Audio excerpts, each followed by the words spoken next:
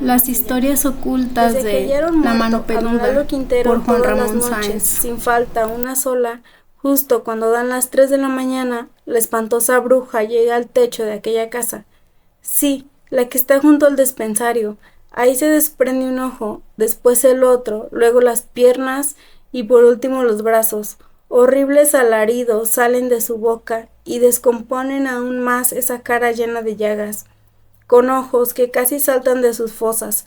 Los perros de los vecinos enloquecen y ladran con desesperación, y parece que les va a estallar el corazón mientras el tronco de la mujer se retuerce en el techo de la casa en ruinas.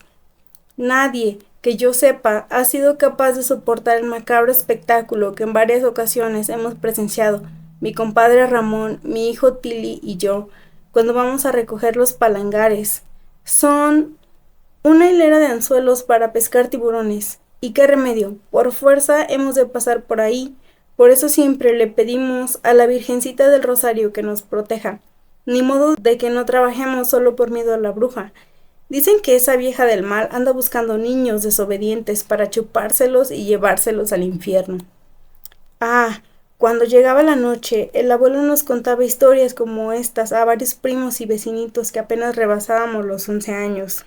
Escuchábamos con los ojos brillantes y los rostros que destilaban admiración se llenaban de susto cuando el abuelo nos advertía que si nos portábamos mal nos llevaría a la mano peluda. Nunca olvidaré aquellas noches tenebrosas que finalizaban cuando doña Tere iba por el Chino y la Conchis porque era hora de dormir.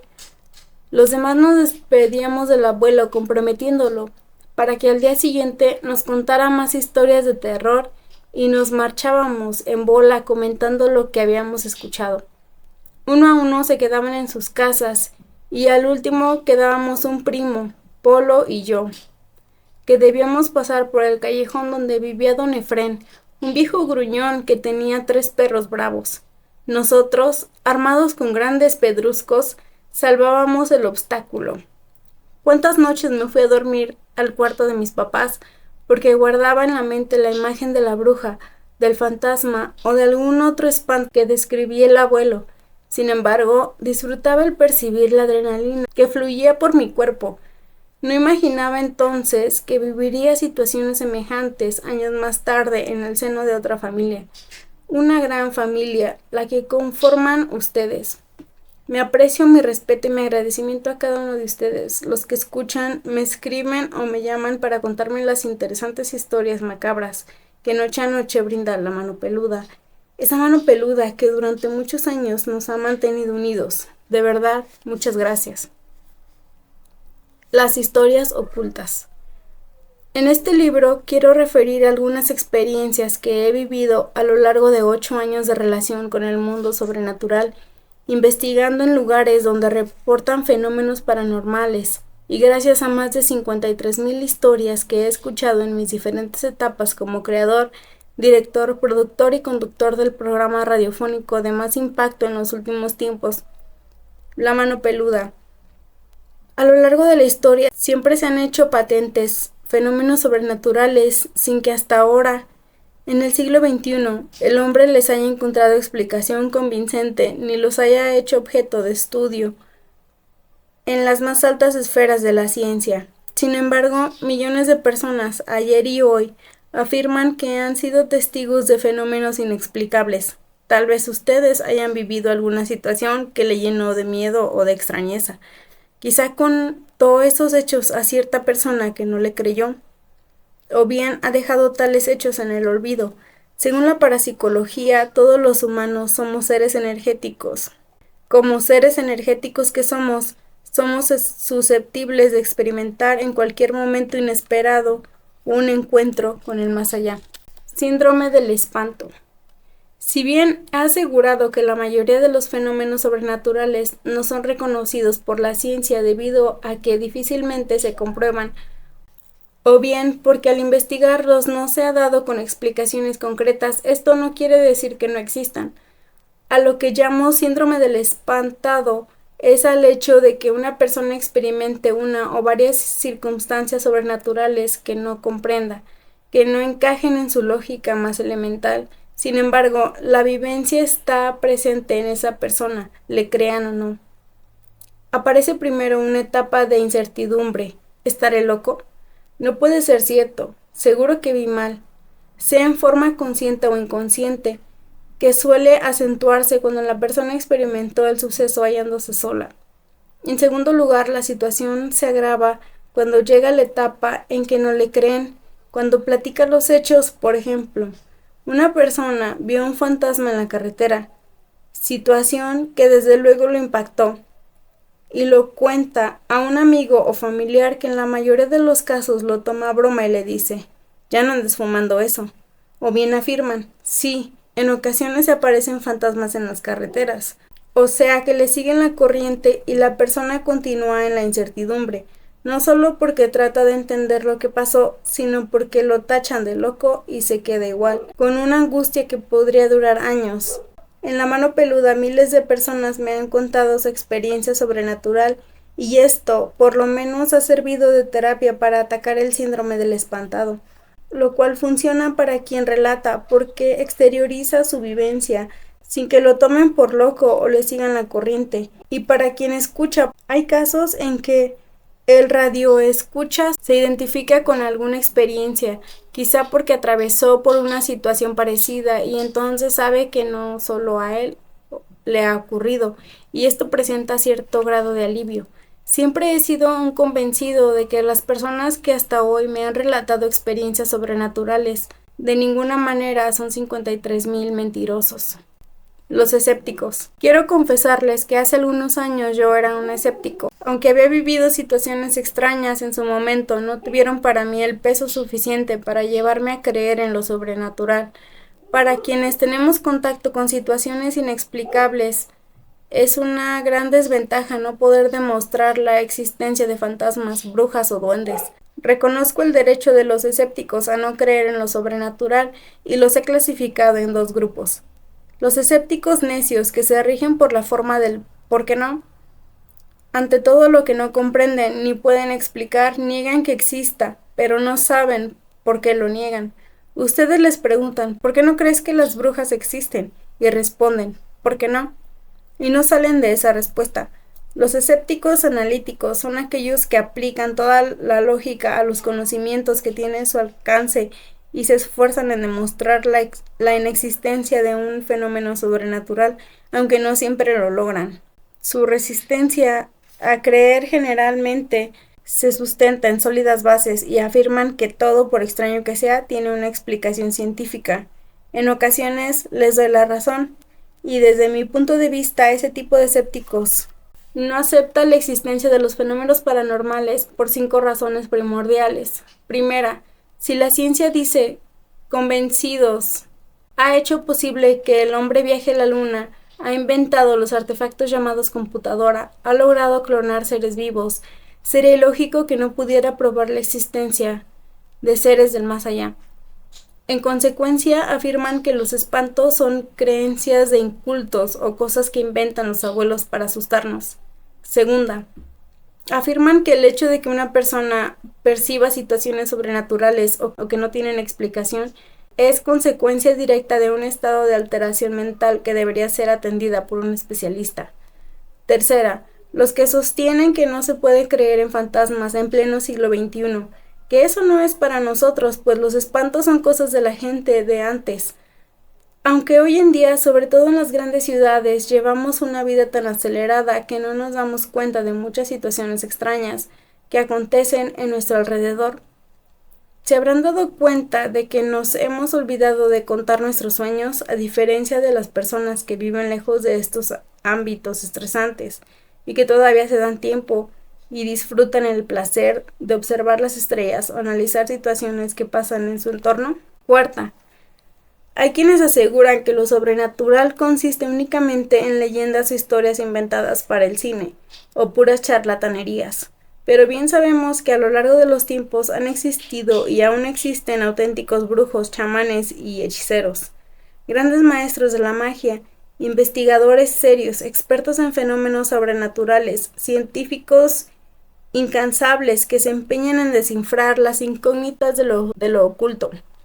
Verdaderos parapsicólogos, hombres y mujeres de fe, comprometidos con sus creencias, capaces de combatir en una lucha espiritual con seres de más alto nivel y respetables estudiosos del mundo paranormal, aunque también desde hace siglos han existido y aún encontramos charlatanes y vividores que abusan de la ingenuidad de las personas, falsos profetas, investigadores que no investigan porque no saben cómo hacerlo, los que etiquetan cualquier situación extraña como sobrenatural porque no cuentan con los más elementales conocimientos del método científico y solo quieren lucrar con el dolor y con las necesidades espirituales de las personas. Inclusive, se creen seres dotados de poderes, pues desconocen lo que afirman los grandes maestros de la parapsicología, que el hombre, por el solo hecho de serlo, no es capaz de realizar actos de desalojo, mágicos ni curativos. Necesariamente tiene que ser asistido por un ser superior. Y en el caso de que esta asistencia sea de seres de luz, estos se alejarán en cuanto la soberbia, la avaricia y la vanidad toquen sus corazones. Hay también falsos poseedores de la verdad absoluta y que aseguran encontrar fantasmas donde no existen. Y no faltan aquellos que cuando se les manifiesta una verdadera entidad oscura salen despavoridos por su falta de fe, experiencia y conocimiento. Y hay los que se ufanan de sanar el SIDA o el cáncer con solo mentalizarlo, y los que venden milagros por kilo a la presencia de Dios. También los que someten sus actuaciones a las leyes del ego y la ambición. Estos últimos son los responsables directos de que mucha gente no tome con la debida seriedad los fenómenos sobrenaturales y en consecuencia provoquen que incontables personas se conviertan irremediablemente en escépticos. Quinta, los grandes inventos con que cuenta el hombre de hoy, sobre todo en materia de comunicaciones, proporciona que se haya perdido la capacidad de asombro.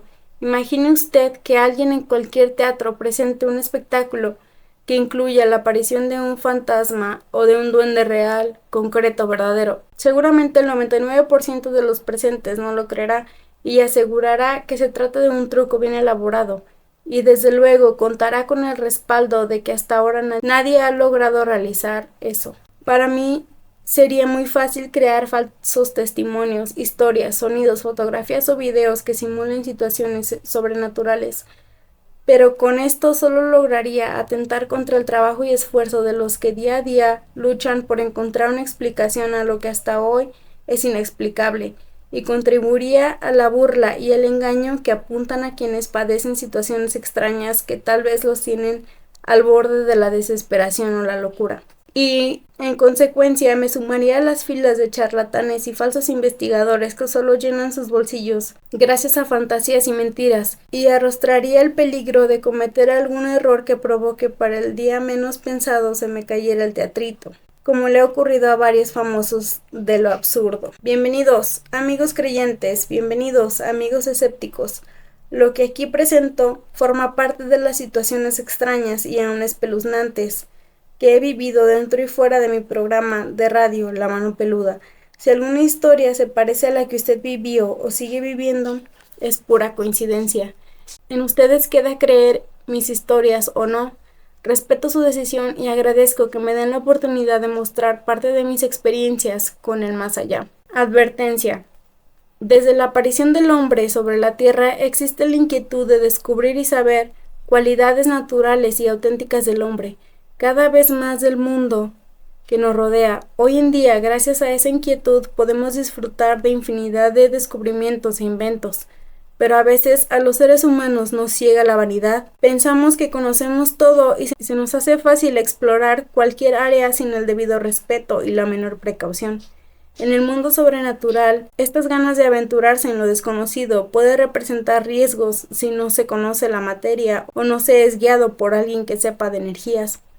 Y si la curiosidad va acompañada de un desafío o de falta de respeto, puede desencadenarse una verdadera pesadilla. Estemos o no de acuerdo con alguna religión, tradición, secta, culto, rito o veneración, creamos o no en algún dios, divinidad, deidad o actividad espiritual de luz o de oscuridad, siempre debemos guardar respeto en gran número de relatos que he escuchado. La falta de respeto o el desafío han sido la causa de experiencias espeluznantes. Hay quienes viven situaciones sobrenaturales y las han dado a conocer en La Mano Peluda. En otros casos, los protagonistas de lo paranormal no quieren que su identidad salga a luz pública y nos han referido en privado su historia. Cualquiera que sea el caso, en muchas ocasiones nos hemos trasladado al sitio donde ocurren fenómenos sobrenaturales y créanme que varias veces las experiencias han sido increíbles y aún aterradoras. Este libro contiene hechos en que por diversas causas usted no ha escuchado en La Mano Peluda. 1. Porque los he vivido en la cabina y mencionarlos al aire en el momento justo en el que suceden podría sugestionar a ciertos radioescuchas, sobre todo niños y jóvenes. Otros, porque han sido voluntad de las personas que las padecen no lanzarlas al aire. En determinados casos he cambiado nombres de personas y lugares porque he prometido discreción a quienes experimentaron y a veces siguen experimentando los fenómenos. La endemoniada.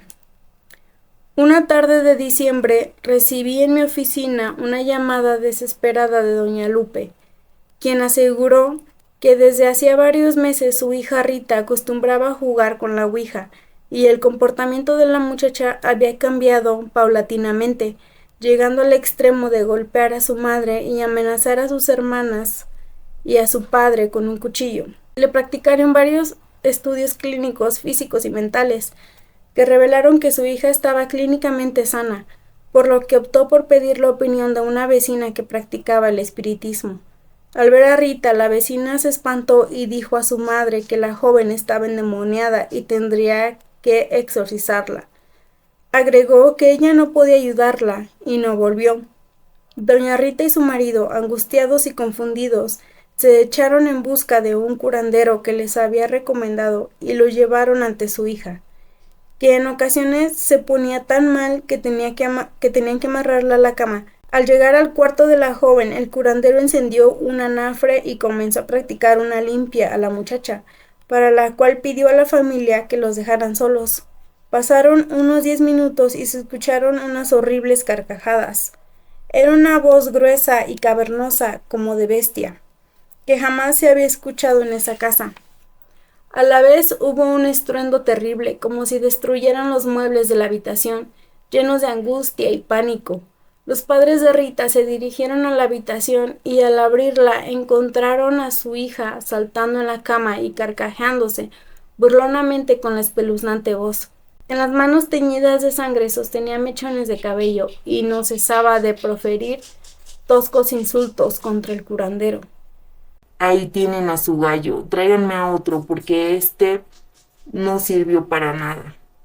El curandero se hallaba inmóvil en el piso, quemándose, porque el anafre encendido estaba debajo de él. Su cabeza casi no tenía pelo, pues Rita se lo había arrancado a tirones. ¿Cómo pudo? La pareja lo sacó de la recámara, arrastraron el cuerpo del hombre y luego cerraron con llave. Asustada, la madre de Rita fue por alcohol para reanimar al curandero, que parecía muerto. Minutos más tarde reaccionó y profirió terroríficos gritos. «¡Es el diablo!», decía, «¡es el diablo!». Sangrando de la cabeza y muy golpeado, no hizo caso de las preguntas que le hacían y salió enloquecido, olvidando incluso sus pertenencias para nunca volver. Doña Lupe y su familia se vieron como al principio, sin saber qué hacer o a quién acudir, viviendo en la impotencia y el terror por lo que le ocurría a su hija Rita. Confieso que abrigué dudas en cuanto a lo que doña Lupe me relató, pero no pude negar que estaba muy impresionado, sobre todo por la forma desesperada en que decía las cosas, con momentos en que su voz era interrumpida por la angustia y el llanto. Esto generó en mí un enorme deseo de que se tratara de una enfermedad y no de la presencia del maligno. Es muy difícil que sucedan casos de posesión. Según las estadísticas de expertos exorcistas, de cada 2,000 personas reportadas como posesas, solamente un caso es auténtico. Y es que ciertas alteraciones mentales como la personalidad múltiple o un síntoma esquizoide pueden confundirse fácilmente con un caso de posesión. Los verdaderos exorcistas atienden siempre la posibilidad de una posesión, pero hay signos específicos que presentan quienes tienen ese tipo de problemas, entre los que destacan que hable una lengua o dialecto nunca antes aprendido por el poseso, que su vientre o la garganta presenten inflamación temporal o permanente, que presente repudio total contra imágenes divinas, agua bendita, oraciones o rezos, y lo manifieste en forma agresiva y violenta, que duerma y coma poco, que le moleste la luz, que sean desagradables su aliento y su humor corpóreo, que en ocasiones en el sitio donde se encuentra la persona se registre una notable baja de temperatura, y la última, que después de cada crisis el presunto posesor no recuerde nada y que presente pérdida de energía y cansancio.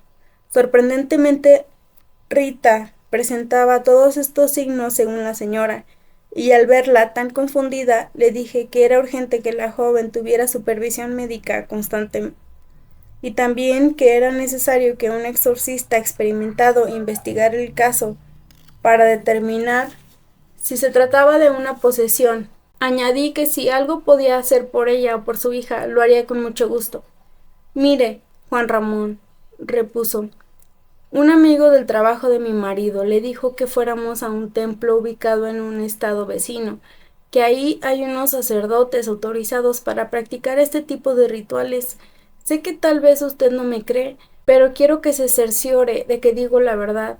Y si le he hablado de nuestro sufrimiento es para que su programa aconseje a los jóvenes que no se metan en estas cosas porque se pagan muy caro. Y no solo lo pagan ellos, sino para la familia esto resulta un verdadero infierno. Y de nuevo doña Lupe se desató en llanto. Juro que se me formó un nudo en la garganta. Acordamos que los visitaría 3 días después y en tanto ellos harían lo necesario para que los sacerdotes recomendados fueran a reconocer a su hija Rita. Durante el fin de semana estuve pensando en ese caso, que me había dejado muy impresionado, y pidiéndole a Dios que Rita estuviera bien y se tratara de un mal psicológico. Aunque había leído varios libros sobre posesiones y exorcismos, era la primera vez que me veía frente a una persona que posiblemente tuviera ese problema y tenía mucho interés en investigar su situación. Llegó el lunes. La noche anterior no podía conciliar el sueño y al despertar me sentí raro, como si algo me hiciera sentir un temor muy especial. Dediqué un tiempo a orar y me fui a casa de Rita, asediado por el temor y el desconcierto. En el camino me pasaron cosas extrañas. 2 veces estuve a punto de chocar y mi camioneta se detuvo en varias ocasiones sin motivo aparente, aunque solo tenía 2 meses de uso. Al llegar a la colonia ubicada en una zona popular de la ciudad, busqué la calle que me habían indicado e inexplicablemente nadie podía darme razón. Pasaron así unos 40 minutos y al cabo, con sorpresa, caí en cuenta de que había pasado frente a esa calle varias ocasiones sin verla, y puedo asegurar que no soy tan distraído como para que esto me hubiera ocurrido. Finalmente preferí no darle importancia a esos incidentes. Llegué a la casa. Era una vecindad de construcción antigua con un gran patio en el cual destacaban los tendederos y había algunos niños jugando. Me dirigí al departamento 7 en el primer nivel y justo antes de tocar la puerta ocurrió otra situación extraña. Sentí que me tocaban el hombro, lo cual me sobresaltó, y al volverme vi una anciana que vestía de negro. ¿Qué buscas?, me dijo. Lárgate de aquí, ¿que no sabes que esta es la casa del diablo? En ese preciso instante escuché que corrían el cerrojo de la puerta, lo que me hizo dirigir la vista hacia la entrada de la vivienda. Abrió una señora que me preguntó, ¿Juan Ramón? Sí, respondí, y en ese momento me volvió hacia donde se hallaba la extraña anciana, y vaya sorpresa, la anciana ya no estaba. Y no era posible que una señora de avanzada edad corriese en cuestión de segundos un pasillo de 5 metros de largo hasta la puerta del departamento continuo donde hubiera podido entrar, pues no había posibilidad de que se ocultara en otro lugar. Sentí un vacío en el estómago y un gran frío recorrió mi cuerpo. Soy la señora Lupe. Qué bueno que vino, Juan Ramón. Me dijo la señora que había abierto la puerta, pero está muy pálido. ¿Se siente bien? Claro, le respondí, y preferí no decir nada de lo que me acababa de pasar, pues ella tenía preocupaciones más importantes. Entré a una pequeña sala comedor y me presentó a su marido, a 2 de sus hijas y a 3 señores familiares de ellos. Sentí una sensación de miedo y angustia y la cabeza empezó a dolerme. Doña Lupe me ofreció un té y en ese momento ella y su marido se soltaron llorando. Entrecortadamente mencionaban que ya no sabían qué hacer, llevaban semanas durmiendo de 2 a 3 horas por día, de verdad se veían demacrados. ¿Y Rita, cómo se encuentra?, pregunté. Muy mal, respondió el marido, acaba de irse el doctor que vino a revisarla. Anoche le pusieron una inyección para que durmiera porque día y noche permanece despierta. En ese instante llamaron a la puerta. Eran 2 sacerdotes que por primera vez visitaban a Rita. Mencionaron que no habían acudido antes porque encontraron obstáculos para concretar la cita. Pidieron que las 2 hermanas de Rita salieran de la casa porque iban a decir algunas oraciones y en caso de que hubiera posesión, la conducta de la joven podría alterarse negativamente. Preguntaron por los estudios médicos practicados a Rita e hicieron saber al matrimonio que iniciarían un periodo de observación y pruebas, y en caso de que hubiera una posesión auténtica, inmediatamente comenzarían los trámites para el exorcismo. Los sacerdotes nos pidieron a los presentes que orásemos juntos por la pronta recuperación de la joven, y para hacerlo sacaron de una pequeña maleta estolas, agua bendita y 2 ejemplares de la Biblia. Uno de ellos se acercó y me dijo: yo no sé quién esté allá adentro, pero dedícate a orar, no permitas que lo que diga o haga te distraiga y de preferencia no le mires a los ojos. Nos explicaron que las posesiones rara vez se dan y son originadas por la presencia de seres infernales que se arraigan en el cuerpo de las personas gracias a alguna acción que les permita la entrada. Dijeron que esto era muy serio y debíamos guardar el mayor respeto y concentrarnos en nuestra fe en Dios, a fin de que el Señor librara de todo mal a la joven y su familia y a los presentes. Una vez que estuvimos listos, el padre de Rita abrió la puerta de la recámara. Entramos, y en la habitación reinaba un completo desorden. Olía un poco a humedad y otro poco a putrefacción. El ambiente era pesado y en la cama dormía una joven de unos 20 años. Uno de los sacerdotes indicó a los dueños de la casa que la despertaran para platicar con ella. Rita despertó y mostró extrañeza de que estuviéramos en la habitación. ¿Quiénes son estas personas?, preguntó. ¿Por qué están aquí? Vienen a visitarte porque te van a curar, hijita, le dijo su madre, y siguió platicando con ella en voz baja mientras los sacerdotes se disponían a rezar el Santo Rosario. Rita daba de impresión de ser una persona normal. Su mirada era imprecisa y sus movimientos eran torpes, quizá porque acababa de despertar. Uno de los sacerdotes se acercó a ella. ¿Cómo te sientes? Bien, repuso Rita. Mira, hija, yo soy el padre Germán y él es el padre Anselmo. Sabemos que estás enfermita y vamos a pedirle mucho a Dios que te cures pronto y vayas nuevamente a la escuela y hagas todo lo que te gusta, pero necesitamos que pongas mucho de tu parte. ¿Nos vas a ayudar? Sí, padre, tengo sed. La madre de Rita fue por agua mientras el papá acomodaba unas almohadas para que la joven se recostara. Todo parecía normal y yo hubiese podido asegurar que tenía frente a mí a una persona que quizás padecía una alteración nerviosa que lo obligaba a reaccionar en forma extraña. Pronto me di cuenta de que no era así. Rita se puso cómoda, estaba tranquila. De pronto bajó la cabeza y la mantuvo así unos momentos. Cuando levantó el rostro, sus facciones habían cambiado y el cambio se notaba sobre todo en la mirada. Tenía la cara algo inclinada hacia abajo y dirigía la mirada hacia nosotros, con una penetrante forma de mirar a cada uno de los presentes.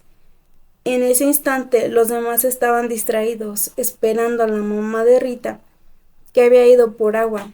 Creo que fue el único que se percató del cambio de la joven. Me volvió hacia el padre Germán, llamé su atención y con la mirada le indiqué que viera a la joven. De inmediato el sacerdote dijo: «Prepárense, vamos a empezar». Y rápidamente él y el padre Anselmo se colocaron las estolas y fueron a un rincón, donde hablaron de algo que no escuchamos. No sé si eran mis nervios, pero la habitación comenzaba a ponerse fría mientras Rita, callada y misteriosa, continuaba observándonos. En un momento su mirada se concentró en mí y me puse más nervioso ante su manera de mirar rara y desafiante. Para romper la tensión se me ocurrió sonreírle. Qué impresión tan grande, cuando con voz cavernosa y grave me dijo: ¿de qué te ríes? En ese momento su mamá entraba al cuarto con un vaso de agua y viéndola actuar de ese modo se dirigió a ella. Rita, hija, ¿qué te pasa? Tranquilízate, todo va a salir bien. Rita la ignoró y continuó viéndome con actitud enfurecida. Yo había tenido la experiencia de platicar con personas que presentaban problemas de personalidad múltiple, aunque nunca con ese cambio de voz tan drástico, y pensé que el suyo era uno de esos casos. No sé cuánto habrá sufrido. Me dirigí a la muchacha para hacerle esto a la joven, pero si le pides perdón al Maestro Jesucristo, Él te perdonará. No se lo hubiera dicho. Esto originó una de las más grandes impresiones que he tenido en mi vida. Increíblemente, sin hacer esfuerzo propio, es decir, sin apoyarse en brazos ni piernas, acostada sobre la cama, algo que todavía no entiendo qué fue, la empujó hacia arriba y la arrojó de su cama hasta cosa de 1 metro de donde yo me encontraba. Cayó de pie y al hacerlo, un indescriptible frío se apoderó del lugar. Con una cara todavía más desfigurada, con voz cavernosa y un asqueroso aliento, me gritó: cállate, porque si no voy a matarla a ella, a ti y a todos estos entrometidos. Y al final soltó una escalofriante carcajada. Uno de sus familiares se abalanzó sobre ella y la tiró al suelo, al mismo tiempo que le extendía uno de los brazos y se arrodillaba sobre él. Ante el asombro de todos, Rita, o quien estuviera dentro de ella, con el brazo que tenía pegado al suelo y sobre el brazo de un hombre que fácilmente pesaría unos 90 kilos, lo levantó y lo estrelló contra la pared que estaba a 2 metros de distancia. En ese instante, el padre Germán se quitó la estola y colocó la cruz del bordado sobre la frente de la joven. Al mismo tiempo, el padre Anselmo invocaba a Dios, lo que provocó que la joven soltara un fuerte alarido. Después se tranquilizó. Entre todos cargamos a Rita y la llevamos a su cama. Emitía unos gruñidos semejantes a los de un cerdo y un fuerte olor a podrido la envolvía. Enseguida, los sacerdotes nos pidieron que saliéramos de la habitación, la cerráramos e hiciéramos oración mientras ellos permanecían en la recámara. Ya en la sala, y sin habernos repuesto de la impresión, rezamos el Santo Rosario, que en ocasiones se interrumpía en algunos gritos de Rita, y su horrible voz que nos decía: ya cállense, malditos, cállense, perros malditos, porque de todas maneras me la voy a llevar. Transcurrieron unos 40 minutos para que termináramos de orar, y en ese momento ya no se escuchaba nada dentro de la habitación. Ninguno de nosotros hizo comentario alguno. Creo que estábamos todavía muy impresionados o intrigados por lo que sucedía en la recámara. Aproximadamente 30 minutos después, nuestro silencio fue interrumpido por los sacerdotes que salían del cuarto. Notoriamente cansados, pidieron agua y se dirigieron a los padres de Rita, preguntando cómo había iniciado todo esto y cuánto tiempo tenía. La pareja respondió a todas sus preguntas, y las respuestas se ajustaban a lo que me había platicado doña Lupe cuando me llamó por teléfono. Los religiosos, después de escuchar lo referente a Rita, concluyeron que notificarían a sus superiores y señalaron que efectivamente se trataba de una posesión, por lo que harían todo lo conducente para llevar a cabo el exorcismo lo más pronto posible. Como esta serie de rituales podría tomar varias sesiones, recomendaron que se hicieran oraciones a diario y que procuraran que la joven comiera y descansara lo más posible. Era necesario. Agregaron que un médico estuviera pendiente de su salud y que cuando se manifestaran estos seres que la muchacha tenía dentro, los ignoraran y por ningún motivo entraran en discusión con ellos. Los intentos que los sacerdotes hicieron durante varias semanas desgraciadamente resultaron inútiles. Rita tenía los demonios muy arraigados en su cuerpo y su debilidad física extinguía la posibilidad de ser liberada. 3 semanas después, Rita falleció. Los médicos manifestaron que la causa de la muerte fue una serie de infartos cerebrales que la joven no pudo resistir, y la vida de la familia de Rita quedó marcada para siempre por la terrible pesadilla.